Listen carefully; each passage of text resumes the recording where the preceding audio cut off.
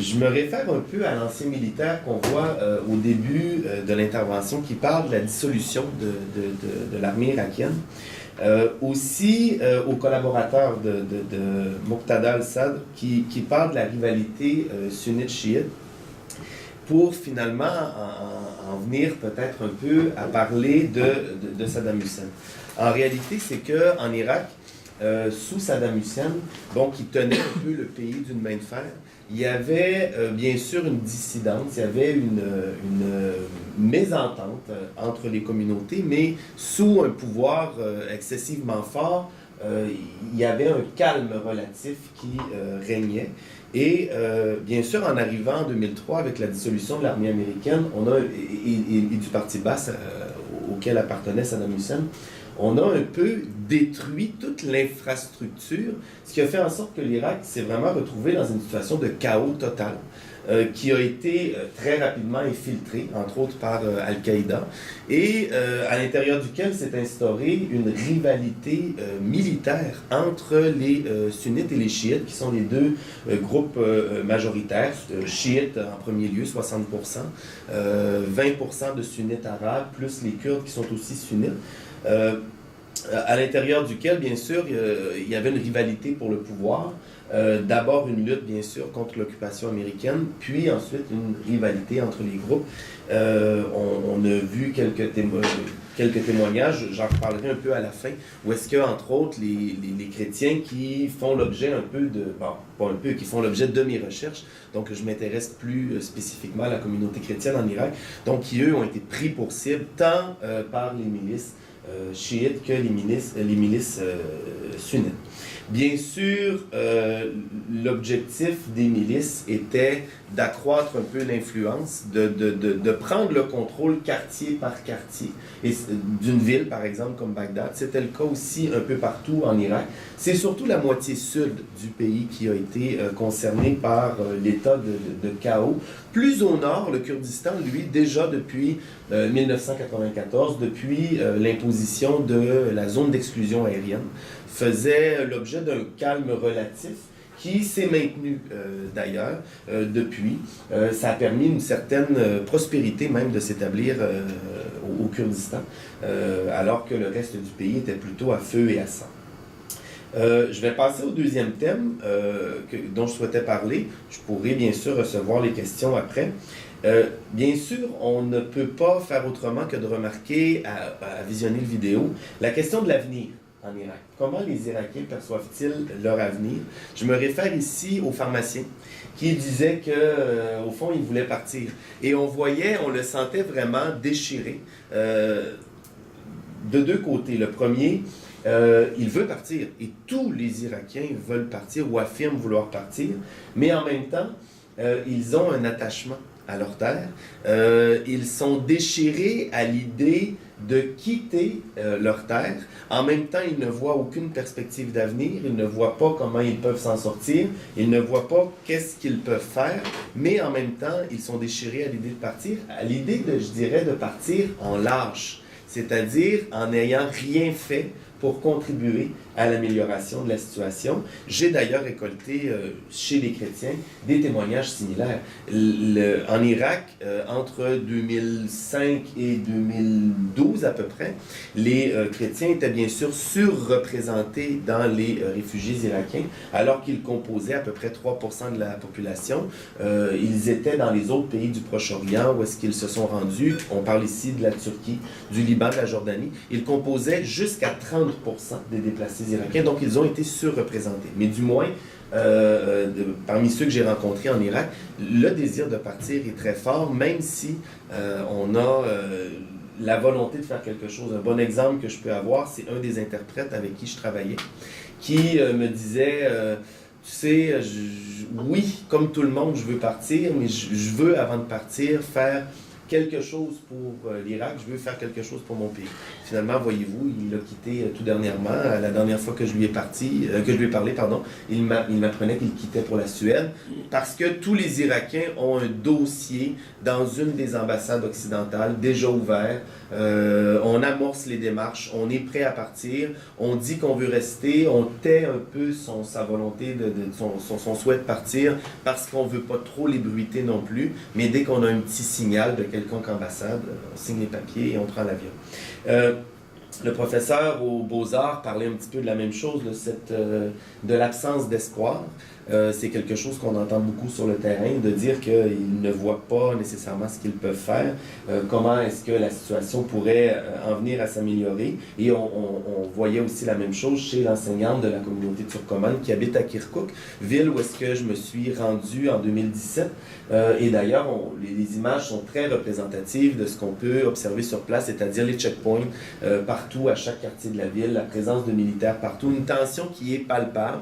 Donc en fait, on arrive, on est bien conscient de la réalité, mais ne venant pas d'un univers comme celui-là, lorsqu'on se retrouve sur le terrain, on a un peu la naïveté, je vous dirais, de quelqu'un qui débarque et d'avoir son accompagnateur qui est toujours à nous pousser dans le dos, à observer à droite, à gauche. On sent donc que finalement, il y a véritablement une tension et que finalement, on n'a pas nécessairement échappé à quelque chose s'il nous est rien arrivé en se rendant à Kirkouk, mais que ça aurait très bien pu quand même que le danger est présent. Sinon, bien entendu, je me réserve le troisième point pour parler un peu de la situation des chrétiens. On a vu le prêtre de la paroisse Notre-Dame du Perpétuel Secours, qui est la cathédrale de la communauté syriaque catholique de Bagdad, qui a été ciblée par un attentat, donc on le voyait dans la vidéo en 2010. Ça a été un peu parce que, l'exode des chrétiens à Bagdad, qui était 600 000 avant 2003, donc avant la chute du régime de Saddam Hussein, a été progressive. Elle a été continue à partir de la chute de Saddam Hussein et elle s'est intensifiée au fur et à mesure que la violence gagnait la ville et l'attaque de la cathédrale syriaque catholique de Bagdad a été véritablement l'élément déclencheur d'un vaste mouvement d'exode de la capitale. Dans un premier temps, les chrétiens de Bagdad se sont déplacés vers la région de la plaine de Ninive, donc la ville de Karakosh, Bardida en arabe, et les communautés voisines, puis de là vers le Kurdistan irakien, après la venue finalement de l'État islamique, donc en 2014, parce que bien sûr, le film s'arrête probablement, les dernières dates qui sont données, on parle de 2012, peut-être 2013, et bien sûr, l'avènement de l'État islamique, donc en 2014, a rajouté à la situation en ce qui concerne les minorités, où est-ce que justement la ville de Mossoul, dans son entièreté, a été conquise par l'État islamique, et la région de la plaine de Ninive, entièrement chrétienne, à peu près peuplée de 150 000 personnes, qui ont dû fuir vers le Kurdistan irakien, vers la région d'Erbil, mais aussi d'autres villes du Kurdistan. Et donc, depuis, la région a été reprise par l'armée irakienne. On parlait aussi dans la vidéo à Kirkouk qu'il y avait 30 000 soldats kurdes, 30 000 soldats irakiens. La ville de Kirkouk est maintenant sous le contrôle du gouvernement central de Bagdad, après le référendum sur l'indépendance de l'automne 2017. Donc, il y a eu des représailles de la part du gouvernement central, entre autres de reprendre certaines régions du centre-ouest de l'Irak autour de Mossoul, et entre autres la ville de Kirkouk. Donc, il n'y a pas eu d'affrontement proprement dit. Lorsqu'on a vu les troupes irakiennes arriver, on a plutôt déserté du côté kurde. Donc, la situation à Kirkouk a changé sans doute depuis ce qu'on a vu dans la vidéo. Voilà un petit peu le commentaire que je me proposais de tenir sur la vidéo, faire un lien rapide. Dans le cadre de mes travaux, je m'intéresse à établir un peu la nouvelle géographie donc des chrétiens irakiens parce qu'elle a considérablement changé. Elle a changé démographiquement en termes de nombre et elle a changé aussi géographiquement dans le sens de la répartition des chrétiens sur le territoire et aussi de l'aménagement de nouveaux espaces. Puisque des communautés qui étaient autrefois établies, par exemple à Mossoul, semblent vouloir se fixer ailleurs. Je pense aux villes d'Al-Kawa, aux villes de Doua aussi au Kurdistan, où est-ce qu'il y a un boom, si on peut s'exprimer comme ça, donc une transformation du paysage. 3 ou 4 églises, par exemple, ont été construites en Kawa au cours des 4 ou 5 dernières années. Donc ça montre une transformation du paysage, un remodelage aussi de la présence de certaines minorités. Je ne pourrais pas m'avancer sur toutes les minorités en Irak, du moins sur ici la communauté chrétienne. Voilà. En fait, c'était une assez heureuse rencontre en fait, parce que tu travailles sur les chrétiens en Irak, et puis je connais Geoffroy depuis plusieurs années en fait, et lui mène un projet dans la vallée de Ninive, au départ avec OSES chrétien, donc ça rejoignait un peu ce que tu faisais, puis après essayer de se démarquer, donc je trouvais ça intéressant de là conjuguer des recherches et des travaux différents, là en recherche ici doctorale, alors que Geoffroy lui a une maîtrise en géographie. Tu nous entends? Est-ce que je peux parler? Ok. Je sais pas si le son fonctionne. Ici, je vous entends. Waouh. J'ai juste baissé. Mais peut-être Attends, je vais baisser peut-être certaines des questions pour David, déjà. Attends, je vais baisser un peu. France. Oui, en ce moment il est en France, donc il est tard. Je vais te remettre la vidéo. Et c'est vrai, enfin, si je me permets, je voulais rebondir un petit peu sur le travail que vous avez fait. C'est vrai que dans la province de Ninive, moi j'ai résidé dans le quartier d'Ankawa, enfin l'entrée de la ville d'Ankawa à Erbil. J'ai passé 2 mois à Erbil dans le cadre de ma maîtrise, quand j'étais à Paris pour l'Institut français de géopolitique. Et c'est vraiment... Je trouvais ça très intéressant de vous réactualiser un petit peu cette connaissance. C'est vrai qu'il y a eu un exode, particulièrement des chrétiens et des Assyro-Chaldéens de la province de Ninive, de la population yézidi, et on voit aujourd'hui surtout dans l'une des 3 provinces de Kurdistan irakien, à Duhok principalement, où là, alors je ne sais pas, peut-être en 2013 ça devait être moins important, moi j'y étais en 2017, on a vu clairement des villes de réfugiés chrétiens et yézidis et d'autres minorités, à Duhok, et fleurir un petit peu partout à Duhok. Et c'est vrai que beaucoup de personnes, j'y étais allé, alors j'ai pas passé assez de temps pour rencontrer un maximum de personnes là-bas, mais c'est vrai que j'étais parti avec un taxi qui m'a fait rencontrer le père Olivier, qui gère en fait une association qui s'appelle Yahad Unum, qui gère en fait une association pour les réfugiés chrétiens là-bas. Et qui m'expliquait, la majorité des gens que j'ai réussi à rencontrer là-bas, m'expliquaient qu'effectivement il y a une volonté de fuir sans le dire, il y a une question de dignité derrière ça et de loyauté envers une nostalgie de l'Irak d'avant. Mais surtout, ça confronté au patriotisme kurde et à la volonté. Alors on a vu après que c'est une volonté qui est un peu morte dans l'œuf l'année dernière avec le référendum, mais c'est vrai que je trouvais votre question absolument intéressante là-dessus. Mais c'est vrai qu'aujourd'hui, le Kurdistan, jusqu'à l'année dernière, pouvait représenter une volonté, un espoir, le dernier espoir peut-être d'une stabilité régionale, provinciale là-bas.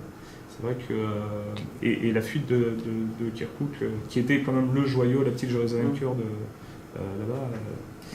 La chute ça refroidit beaucoup les esprits. Le Kurdistan avait considérablement étendu son territoire, profitant de la faiblesse de l'État central. Il existe des gens qui veulent rester.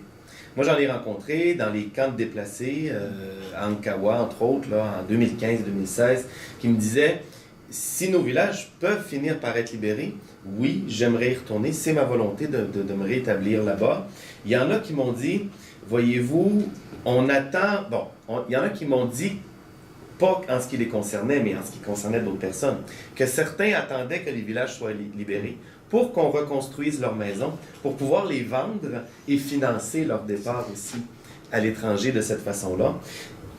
Saddam Hussein est très regretté en Irak. Il n'est pas regretté comme personne, son régime n'est pas regretté, on ne regrette pas l'ère de Saddam Hussein, on regrette la stabilité qu'il y avait, on regrette le fait qu'à cette époque-là, même s'il n'y avait pas de droit de parole, même s'il n'y avait aucune liberté, même si tout était contrôlé, au moins on ne risquait pas de se faire tuer à chaque fois qu'on sortait de la maison.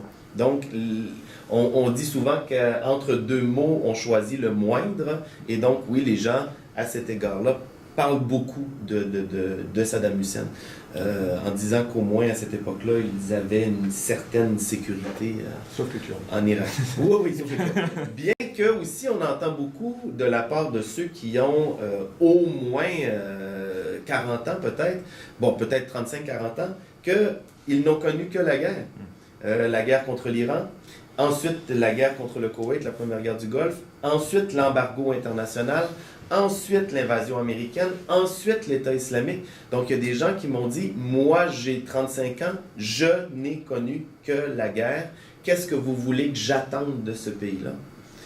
Ce pays-là n'a rien à m'offrir, il ne m'a offert que des misères. J'ai rencontré des gens qui sont nés à Bagdad, déménagés à Mossoul, déménagés à Bartella, déménagés à Ankawa, parce qu'ils ne faisaient que fuir les conflits au fur et à mesure que les conflits arrivaient, et ils se disent, là un calme relatif semble régner, c'est certain qu'il y a autre chose qui va arriver, je n'ai connu que ça.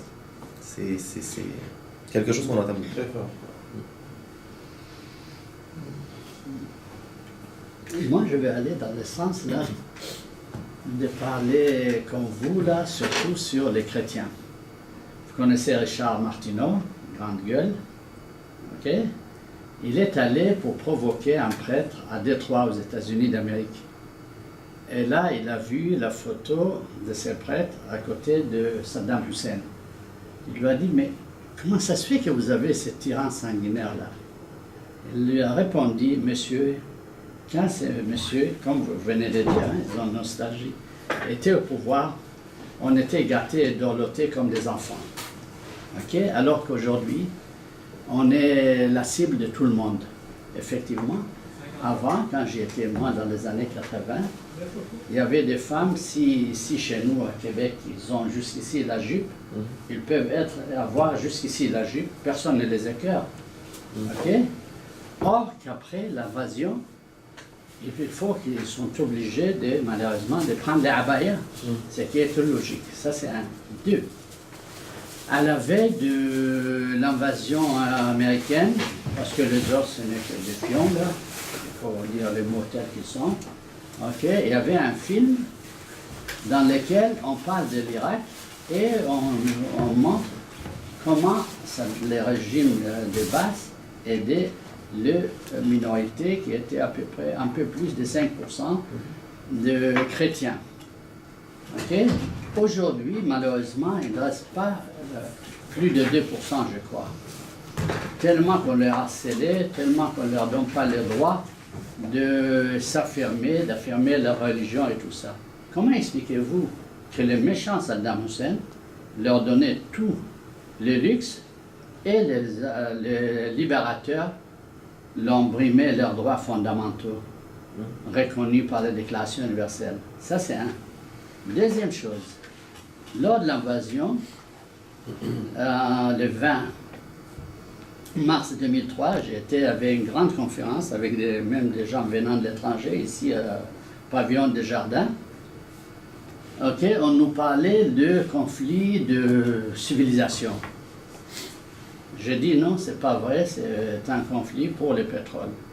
L'État m'avait donné raison, beaucoup de monde maintenant parle de ça, c'est le pétrole, tout le reste, c'est venu avant, sinon comment expliquer que là on nous parle de Daesh et Baesh et je ne sais quoi. Pourquoi je dis ça? Parce que vous le savez mieux que moi, que lors de l'invasion, l'armée la plus structurée du Moyen-Orient, elle n'était plus là sur le terrain. Ok? Ils ne sont pas allés là-bas au ciel. Ils devaient être quelque part. Ils ont enlevé leurs uniformes pour faire la lutte de libération nationale. Ils sont aguerris et tout ça. Comment ça se fait qu'un monsieur qui était au camp Bakuba, je crois, hein? Bakuba, ok, qui sort de là et comme par enchantement, il devient le dieu de tous les musulmans dans le monde. Il était dans un camp militaire emprisonné, on l'a libéré comme par hasard, on a dit qu'il s'est sauvé. Alors que, vous savez mieux que moi, on ne peut pas sauver dans un camp pareil. Hein, c'est soi-disant Baghdadi. C'est étonnant. Ok, où est passée la lutte de libération qui n'avait cessé depuis 2003 et du jour au lendemain, OK, M. Obama nous invente un soi-disant Daesh. Ça, c'est le deuxième point. Troisième point, avant, vous l'avez dit, tout le monde l'a dit, il y avait la population, toute la religion, toute la confession, les ethnies étaient regroupées, malgré, comme vous dites, je suis tout à fait d'accord avec vous, il y a une dictature horrible. Mais n'oubliez pas que le numéro un, le chef de Saddam Hussein, il était chrétien. C'était Michel Aflaq. À ma connaissance, jusqu'à preuve du contraire, Michel, c'est un chrétien. Donc, le chef du parti Baas, c'était un chrétien. Et il y avait beaucoup de Kurdes à la présidence. Comment expliquer aujourd'hui que les chrétiens sont moins que rien? C'est pas logique, c'est pas humain. C'est ça mes questions, grosso modo. J'ai beaucoup de questions, mais je prie de Allons-y.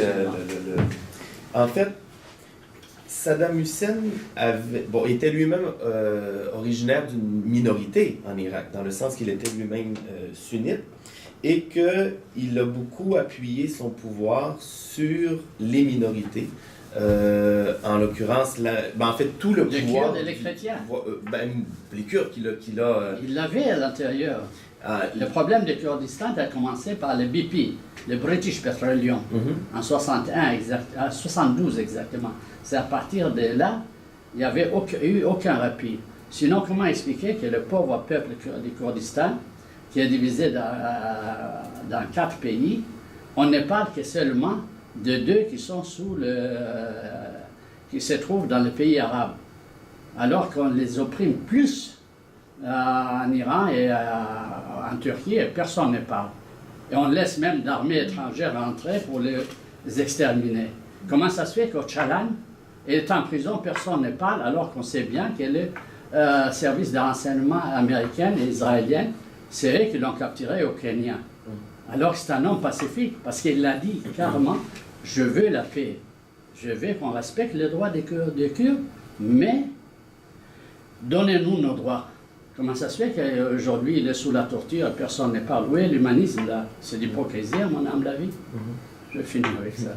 En fait, Saddam Hussein s'en est pris aux Kurdes assez durement dans les années 70-80, dans les années 80 surtout, avec sa politique d'arabisation, où est-ce qu'il a déporté des populations kurdes pour y installer des Arabes.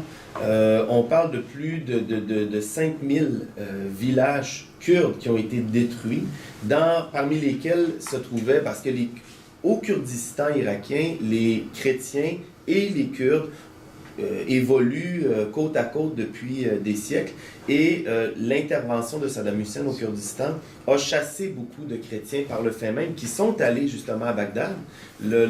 Près de 500 000 chrétiens irakiens qui étaient établis au Kurdistan se sont rendus à Bagdad à partir des années 80. Donc l'établissement chrétien à Bagdad, il est plutôt récent en nombre, puisque les chrétiens sont présents à Bagdad depuis la nuit des temps, mais le nombre de chrétiens, 600 000 qu'il y avait sous Saddam Hussein, c'est un effet, en 2 temps. Le premier, c'est qu'ils ont fui un peu la répression contre les Kurdes parce qu'ils étaient les victimes collatérales. Ils n'étaient pas ciblés directement par Saddam, mais parce qu'on s'attaquait aux villages kurdes voisins, ils en subissaient les conséquences. Ils ont donc quitté pour Bagdad, et ça a été aussi un mouvement économique. Bagdad concentrant toute l'activité économique et le pouvoir. Je ne partage pas votre opinion, mais je la respecte. Les chrétiens étaient là depuis la nuit des temps. Oui, définitivement. À Bagdad. Donc, ce n'est pas seulement là qu'ils sont venus du Kurdistan. Ils étaient gâtés et ils avaient leur place. Ils avaient une place prépondérante dans la société et dans le gouvernement. La preuve, je vous dis, le chef de M. Saddam Hussein était un chrétien, c'est Michel Aflaq. Oui. Donc, en fait, Tariq Aziz, Tariq Aziz aussi, c'est un chrétien, même s'il a changé, oui, c'est Yohanna, son nom, je suis tout à fait d'accord. Où est l'humanisme? Pourquoi on l'a tué à petit feu? Personne n'a parlé, alors qu'on dit on défend les chrétiens. Ça, c'est un autre exemple, malgré qu'il avait des problèmes cardiaques et tout ça. J'ai eu la chance de le croiser une fois, Tariq Aziz, parce qu'il était ministre des Affaires étrangères à un moment donné, il était avec tous les diplomates du monde à Bagdad, là, lors d'une rencontre. Sous Saddam Hussein, les chrétiens qui formaient à peu près 3% de la population, formaient à peu près entre 40 à 50% du corps médical et des professeurs d'université aussi. Tout à fait d'accord avec vous. Dans l'histoire un peu, les chrétiens en Irak, du moins, ou dans ce qui est aujourd'hui l'Irak, ont toujours été largement minoritaires. Ils ont un peu investi des secteurs pour se faire une place auprès des autorités. Si on prend par exemple, dès l'arrivée des Arabes et l'établissement du califat sur Bagdad, ils étaient les traducteurs, ils étaient les médecins des califes, ils étaient l'intelligentsia, si on veut, du califat abbasside. Et ils se sont donc fait un peu une place d'intellectuels, à défaut d'avoir une place importante dans l'armée, à défaut d'avoir une place importante même dans l'économie, malgré le fait qu'il y a quand même un bassin de commerçants chrétiens. Sous Saddam Hussein, il jouissait, oui, d'une situation, est-ce qu'on pourrait aller jusqu'à dire privilégiée? Oui, bien sûr, sans doute, économiquement du moins. C'est le patriarche actuel de l'Église chaldéenne qui rapporte qu'il a vu, alors qu'il officiait la messe, à plusieurs reprises Saddam Hussein dans son église. Donc, il y avait une proximité affirmée entre les chrétiens. Je me permettrais d'apporter de la majorité des confessions chrétiennes. Parce qu'au moment de l'indépendance de l'Irak, on a demandé aux non-arabes, parce que ethniquement parlant, les chrétiens sont syriaques, ne sont pas ethniquement arabes. Et il y en a beaucoup qui sont arabes, c'est la religion. Qui ont été il y en a arabisés. beaucoup d'arabes d'ailleurs au Moyen-Orient qui sont chrétiens. Ça ne change rien, la race c'est autre chose et puis la religion c'en est une autre. Je peux être arabe et puis être chrétien, juif ou musulman ou n'importe quoi, ou bouddhiste. Il y a beaucoup d'arabes qui sont chrétiens. Au moment Parce que moi j'ai eu le malheur ou le bonheur, je ne sais pas, d'entrer partout là, dans les quartiers populaires. Je m'en fous du danger et tout ça, malgré que, comme vous l'avez bien dit, il y avait la dictature à Bagdad. Et là, j'en ai vu des choses, mais j'en revenais pas. Allez-y, je vous écoute. Au moment de l'indépendance, on a les nouvelles autorités, alors monarchiques en Irak, ont demandé une adhésion à l'État naissant. Et cette adhésion-là, elle passait beaucoup par l'adhésion à l'arabité.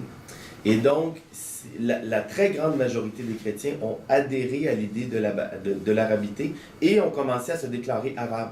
Et au fur et à mesure qu'ils évoluaient dans les grandes villes arabes, ils ont adopté, plusieurs parlaient déjà l'arabe, ils ont adopté l'arabe en oubliant complètement le syriaque, outre dans les célébrations cultuelles. Et l'Église chaldéenne, qui est la première église en importance en Irak, a fait le pari de l'arabité, a déménagé son siège à Bagdad, s'est rapproché des autorités et c'est ce qui lui a valu un sort beaucoup plus glorieux que celui de l'église assyrienne qui, elle, a plutôt été persécutée au moment de la naissance de l'État irakien. Et cette communion-là avec le pouvoir a été assumée pendant toute la période. Les Syriens, ils avaient tout le commerce dans leurs mains à l'époque de Saddam Hussein, à Bagdad, même la capitale.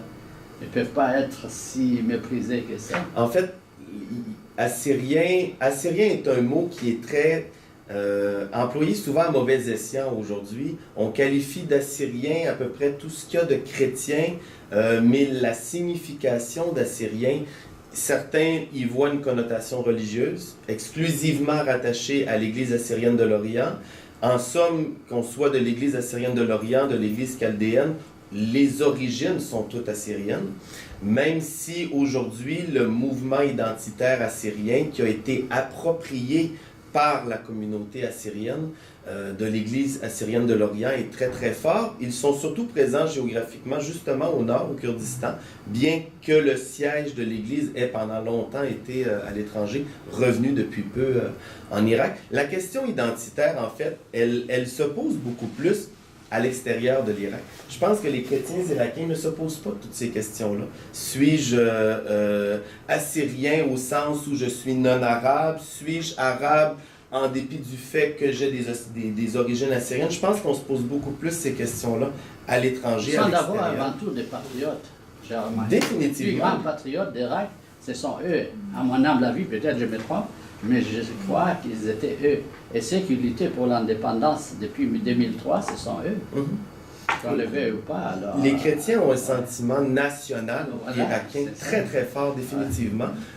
D'ailleurs, de ce que j'ai pu voir sur le terrain lorsque j'étais au Kurdistan, ça plaçait vraiment les gens dans un embarras parce qu'ils se sont déplacés vers le Kurdistan qui leur offrait une stabilité, qui les a accueillis lors de la venue de l'État islamique. En contrepartie, les autorités kurdes leur demandaient un soutien à l'indépendance et les chrétiens qui se sont toujours sentis plutôt irakiens que éventuellement partie prenante d'une entité territoriale à part kurde, se sentaient plutôt mal à l'aise parce que les Kurdes nous ont accueillis, ils nous ont construit des maisons à certains endroits, ont contribué à notre réinstallation, mais si on nous demande d'endosser l'idée de l'indépendance d'un Kurdistan, on ne savait pas trop. D'ailleurs, les gens aimaient plus ou moins l'idée de se prononcer, même si dans certaines villes, on voyait un drapeau kurde flotter. Si on pose la question au maire, au prêtre, on nous invite à prendre un deuxième thé en espérant qu'on change de sujet, là, okay? Parce que c'est une question C'est sensible. des grands patriotes, donc ça confirme. Merci, Voilà. je n'ai pas d'autres questions. Mais j'aimerais...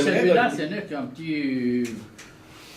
une petite marionnette, là, le Baghdadi, là, qui, ici, là, en Occident, ils disent que tout le monde, tous les musulmans du monde est avec lui, il veut...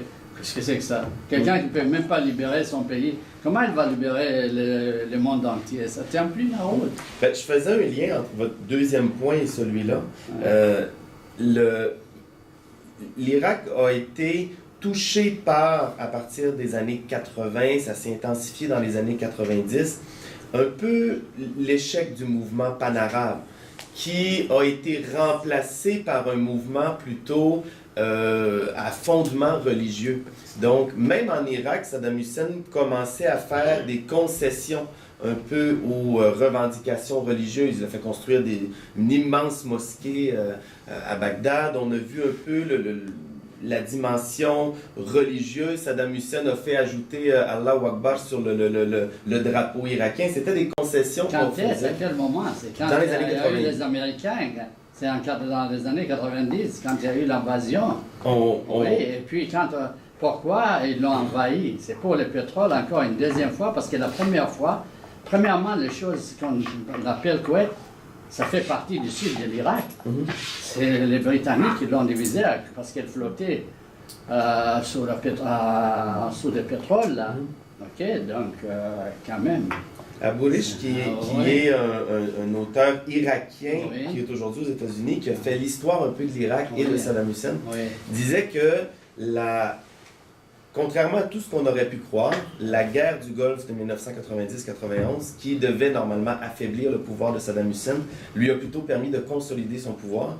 Et c'est justement en s'appuyant sur la religion que ça a été possible. Il a concédé, parce que son régime très très laïque a fait des concessions, et ça a permis une certaine adhésion de la population qui s'est rangée alors qu'elle était sous embargo. Derrière un peu Saddam Hussein qui se présentait comme étant le défenseur un peu de l'Irak contre l'envahisseur américain. Lorsque Saddam Hussein a quitté, le vide qui a été créé a été infiltré par des groupes venus de l'étranger. Al-Qaïda, par exemple. Voilà. Donc, la venue d'Al-Baghdadi, elle a été rendue possible par le fait que la communauté sunnite, surtout concentrée sur Mossoul et la province de l'ouest d'Al-Anbar, s'est sentie complètement rejetée par les nouvelles autorités en place à Bagdad et qu'elle cherchait un peu une raison, un leader qui lui permettrait de revendiquer un peu de retrouver la place qu'elle avait sous Saddam Hussein. Et Al-Qaïda en Irak est devenu finalement l'État islamique. La population a adhéré non pas nécessairement à l'idéologie en tant que telle du groupe de l'État islamique, mais n'ayant plus personne derrière qui se ranger. Mais il y avait l'armée, là, elle est dans le civil. En fait, il y a beaucoup L'armée de est en déserteurs civil. de l'armée C'est irakienne. pas quelqu'un qui n'est même pas un militaire ou un guerrier qui va diriger ces gens-là aguerris. Il y avait des généraux, des maréchaux et tout ça. Qui ont joint le groupe. Mais Mais fondamentalement, oui, oui, non, c'est non, les il fait officiers pas de la parce CIS que- de l'armée Oui, ont oui. rejoint, d'ailleurs. Oui, Ouais, ok, il y a je beaucoup termine de- avec ça. On ne peut pas nier ses convictions du jour au lendemain, parce que le parti Baath, c'est laïque. Oui. Or, que s'ils deviennent islamistes, ça veut dire qu'ils nient leurs racines. Mhm. Ça se peut pas, à mon humble avis. En fait, ben, c'est Yacoub, un autre Irakien en France, de son côté, lui expliquait que dans le conflit qui est devenu véritablement un conflit sunnite-chiite, il fallait prendre parti et la seule force en présence étant justement Al-Qaïda en Irak, qui est devenu l'État islamique. Beaucoup d'anciens généraux bassistes, beaucoup d'anciens militaires aussi ont pris parti pour... la ville de Mossoul est quand même tombée sans combat, deuxième ville d'Irak, 2 millions d'habitants, est tombée sans combat. L'État islamique est entré triomphalement, sans qu'on adhère nécessairement à l'idéologie. On supportait peut-être un peu le mouvement qui allait peut-être permettre aux sunnites de reprendre leur place en Irak, ou du moins de contester la place occupée par les chiites.